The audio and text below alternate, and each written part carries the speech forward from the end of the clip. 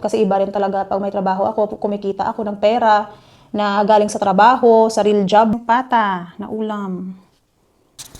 Hello mga madam! Good morning! For today's video ay kakagising ko nga lang. Mga 15 minutes ago, it's already 10 a.m. na dito. At nag-prepare nga ako guys kasi mamaya pupunta kami sa clinic, magpapa-glucose test ako. So magpa-check ako if may diabetes ako or wala. So i-check yung aking sugar level. And then magluluto ako guys ng ng pata.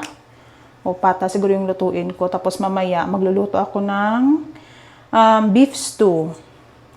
Maglagay muna ako ng lip tint kasi kakaligo ko lang. Para maganda tayo tignan sa camera. Wow! Lip balm. Ito na yung ginagamit ko, guys. Hindi ako ngayon kasi kakaluto ko ng ukoy, guys, at tumubo na naman yung yung pimples. Kaya nakakatakot. Maglimit-limit muna ako ngayon, guys, ng mantika. Kasi tumutubo na naman yung pimples ko. Mag-isa lang ako dito kasi yung asawa ko nag-work siya. Monday ngayon. Maaga pa siya kaninang umalis. Kasi mag-early out siya kasi pa-check up. Ngayon guys, kain-kain lang muna ako ng saging. Habang magpapakulo ako ng, tawag doon, ng paa ng baboy. Pork pata pala yung gagawin ko, pork. In-order ko lang yun sa Wii yung pork na na baka. Pork na baka. Pork na paa at beef na paa. Di ako guys I don't use tawag doon, blower. Ayaw ko gamit ng blower. Tapos naglalaba din ako. Nung gumising ako, naglaba agad ako ng mga bed sheets. Kasi kahapon naglaba ako mga damit. Ngayon mga bed sheets naman para every week ko yan nilalabhan para malinis. So, ito na lang mostly yung mga outfit ko or dress. Kaya punta tayo guys sa may kusina. May pa ako, package. I-open ko muna to bintana. Para maliwanag. Ayala. Ayan. Hinihintay ko yung gift ng friend ko sa baby shower, yung binili niya sa baby registry, hindi pa dumadating hanggang ngayon. Ayan, ang ganda ng lightnings. Ano ba yung gagawin ko? Yung kusina namin, hindi pa na-arrange.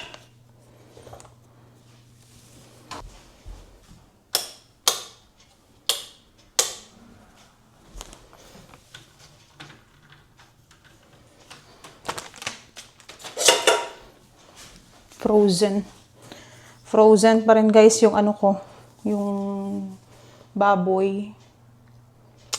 Ko na lang muna sana. Ilaga ko na lang.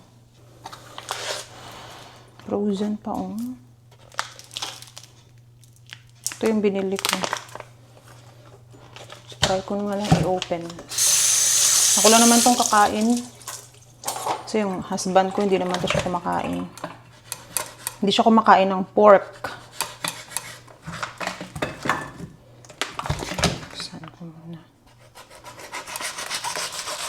Kasi yung sobra nito guys, iluluto ko, lagyan ko ng munggo. Sarap yun. Or pwede rin lagyan ko ng ng langka. Kasi meron ako ditong langka. Maliit na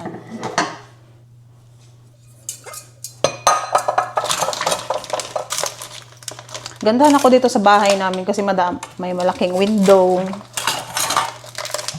Yan yung nagustuhan ko. May natural light ka every morning. Hala, tigas. Ito guys, parang hindi ko makat ng frozen pa. Finally guys, nakat ko rin. Ito Dalawa lang yung ko kasi ako lang naman yung kakain. Then, nalagay ko na lang to sa ziplock na bag. Kasi sa, Friday, lutuin ko to. Or sa next week.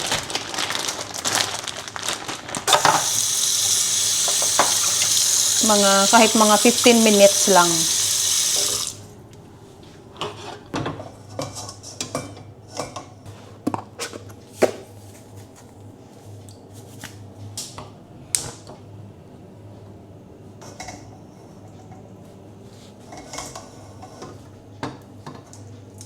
So guys, pakuluan ko na lang. And then, after 15 minutes, i-pressure cook ko siya ng mga 45 minutes para malambot. Or 30 minutes lang kasi malambot na yun. Saba guys na saging.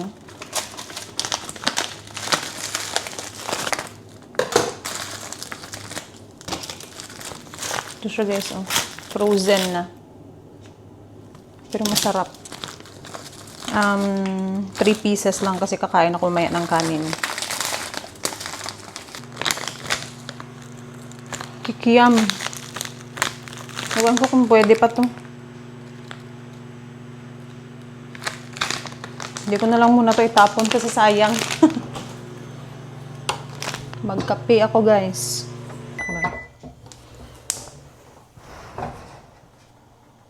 Ito guys, yung pressure cooker na ginagamit ko. Electric. Unang-una, natatakot akong gamitin to, pero ngayon hindi na. Kasi parang kabisado ko na siya. Basta wag mo lang talaga i-open yung pressure cooker na na hindi pa siya hindi mo pa na-release yung pressure. Kasi yan yung delikado. Tapos meron din tong slow cook. So, yung slow cook, pwede rin gamitin.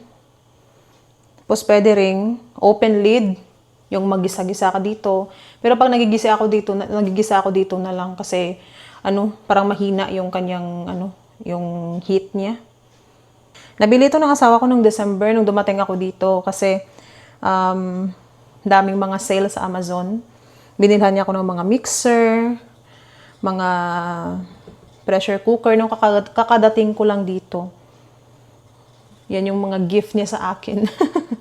Binila niya ako ng mga kaldero, mga gamit sa bahay. Kasi nung shop pa lang dito, nung shop pa lang sa old na tinitirahan namin, wala talagang gamit kahit mga asin. Ay wala guys, mga pepper, wala kasi hindi nagluluto. Lahat ng pagkain niya talaga, ay nako, puro na lang microwave. Tapos mga instant. Ewan ko ba bakit hindi talaga siya nagluluto. Tapos, maselan din sa pagkain. Kaya, ay nako, wala akong magagawa. Minsan nga kumakain ako, nagluluto ako ng madami. Hindi ako nagluluto pala ng madami kasi sayang lang. Hindi naman siya kumakain.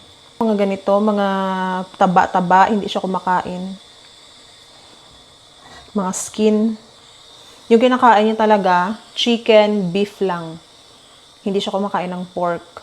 Mamaya, i-ready ko na din yung mga ingredients ko. May bayabas ako dito guys. Yung nabili ko kahapon na luto na siya.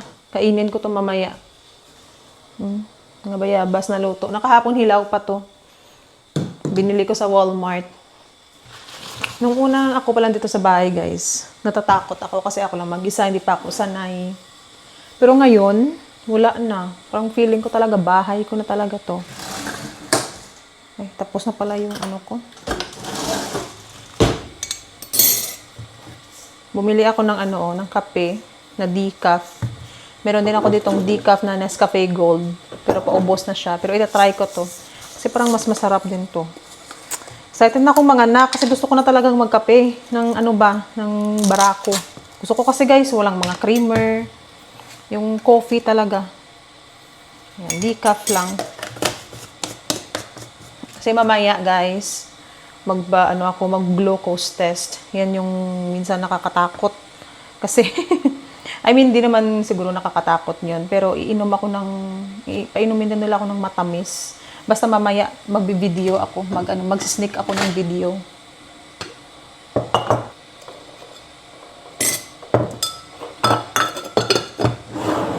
Konting lang. Bear Brand. Bibili ako ulit ng Bear Brand kasi wala na akong Bear Brand, guys. Bear Brand yung gatas ko. Wala ditong Anmam. May Anmam pero mahal. Grabe yung mahal ang Anmam. Sa Pilipinas, nung umuwi ako, nag-regret talaga ako na hindi ako bumili ng madaming Anmam. Ay. Hindi pa. Chinek ko yung chinek ko yung washing kung okay na ba, hindi pa pala. Aking saging nasaba. Yan, kumukulo na yung aking tubig at saka yung pata. Ito na yung aking almusal, guys, at saka kape. Almusal, anong to? Lunchtime na, 11:00 na ngayon. Kunin ko yung mga bula-bula ya kasi. Saan ko ba? Ito tapon. Namiss kong kumain ng pata, guys. Mabuti na message ako ng friend ko. Sabi niya, ang galing niya daw. Magaling daw siya gumawa ng pata, kaya naisip ko. I-search ko kung paano ngayon gawin. Paa pala yun ng baboy. Ngayon ko lang nalaman. Sabi daw sa akin, boring daw yung vlog ko kasi luto-luto. Ano pa naman yung gawin ko, guys? Kasi luto lang naman yung ginagawa ko dito. Wala na akong ibang magawa. Wala naman akong ibang gagawin dito sa bahay, kundi magluto at kumain. At least nai-enjoy ko siya. Ay hala, naloko pala kaya namatay.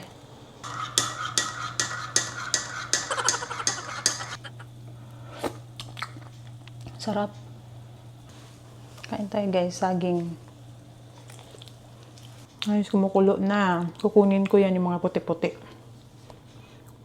Tapos na ako magpakulo, mag-isa na ako ngayon. Mantika. At meron ako dito, ahos, bawang, sibuyas, at saka ginger. Para hindi siya malansa, guys. Gisahin natin ng mabuti.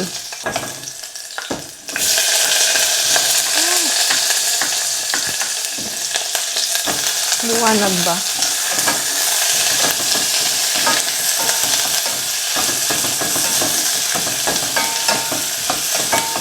Then, ginger. Akala ko, may binibili talaga na na skin lang. Siguro meron kasi para sa Pilipinas, meron talaga na panit. Yung panit, tawag sa amin, yung skin ang bibilhin mo. Hindi ko alam na paa pala yun. Then, ilalagay ko na tong baboy.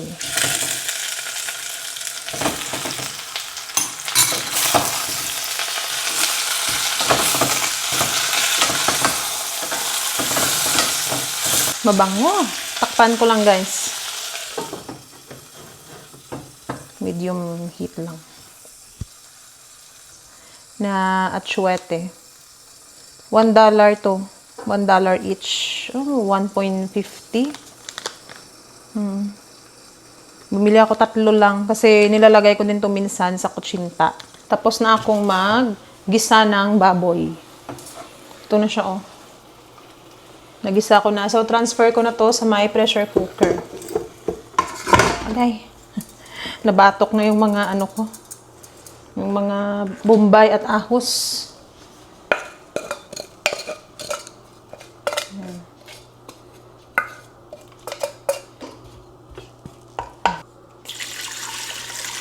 Hindi yung pinakuluan ko, ha.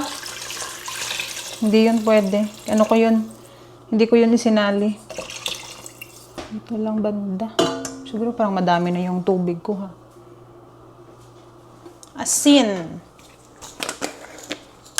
Lagay ako ng asin. Madami-daming asin. Then, pepper.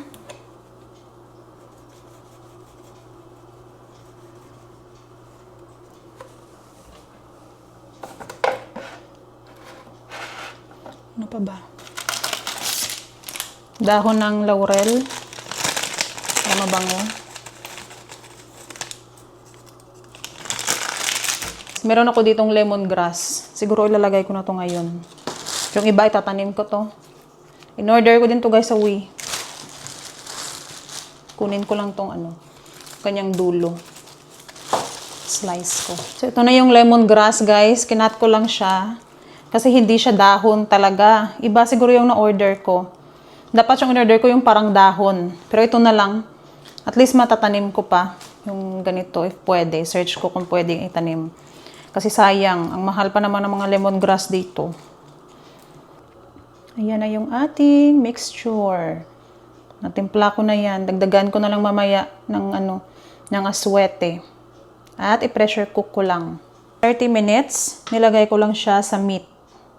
30 minutes lang yan na pressure cook. At i-open ko na ito mamaya pag malambot na siya. Ko muna guys yung nilabhan ko. Ayan lang. Hindi man ito na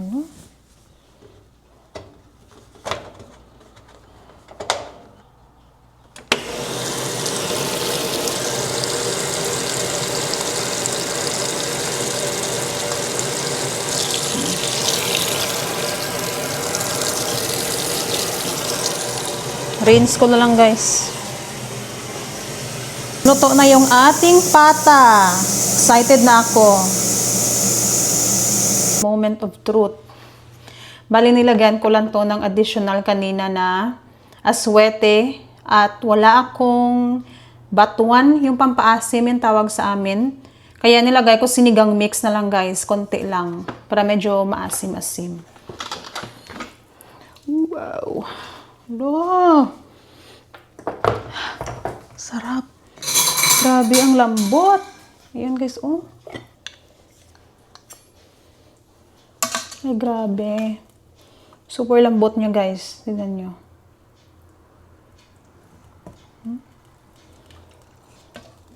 Bali, na pressure cooker ko to ng mga 60. Mga bali 1 oras. Hala, ang lambot guys. Tignan nyo. Hala. Grabe, excited ako. Ang bango. Hindi na ako makapaghintay.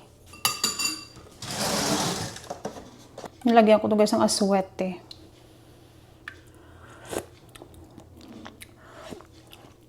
Oh. Parang kumakain ako sa restaurant. Ay, grabe guys. Ang bango. Kasi dami kong nilagay na lemongrass. Pero parang hindi na yan siya beef pata. Siguro if may langka.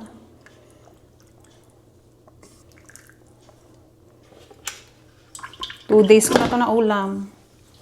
Hindi ako mag-dinner mamaya. Yung pata na ulam.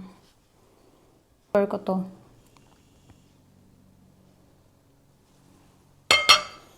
Nilagay ko dito. Daming sabaw.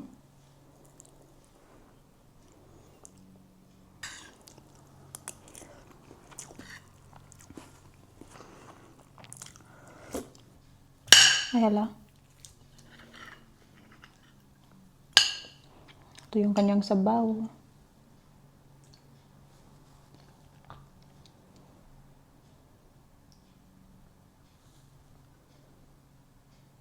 Sayangan ako guys. Sana inubos ko na lang lahat yun. Sige na lang magluto ulit ako para at least fresh. Kakatapos ko na mga madam kumain, sasagutin ko na yung tanong. Kasi may nag-comment last time sa akin. Hindi ko na mahanap. Basta sabi niya na bakit ano ba nakita ng asawa mo sa'yo? Bakit ikaw yung nagustuhan niya?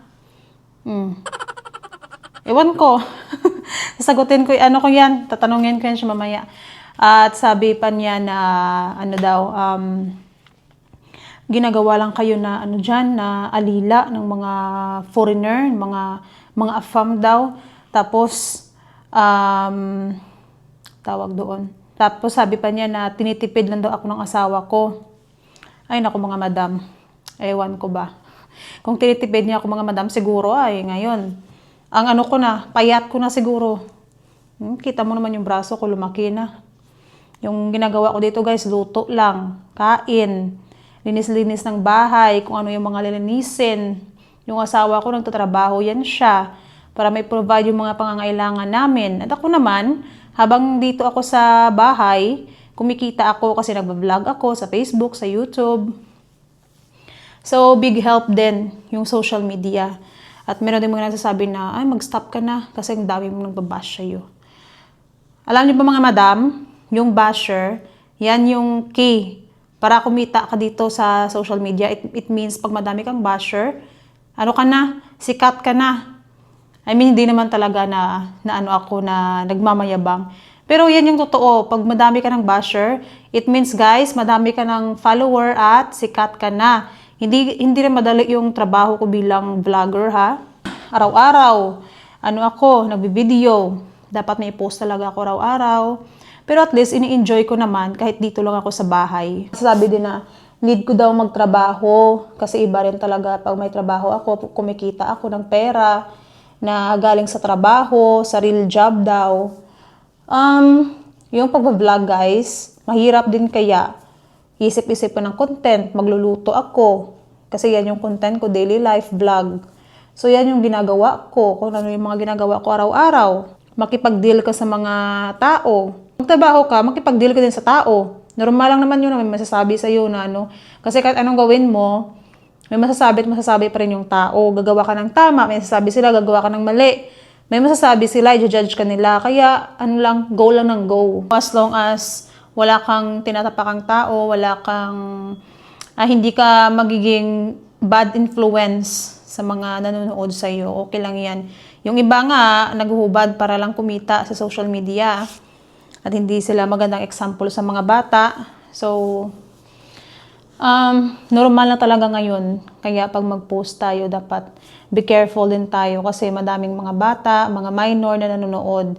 Hindi rin madali maging content creator kasi dapat ilalaan ko yung oras. Sabi ko noon sa asawa ko, nung sa Pilipinas pa ako, sabi ko na pagdating ko dyan, para makatulong naman ako sa kanya sa mga gastusin. Kasi dito guys, ang mahal din, madami ring bayarin.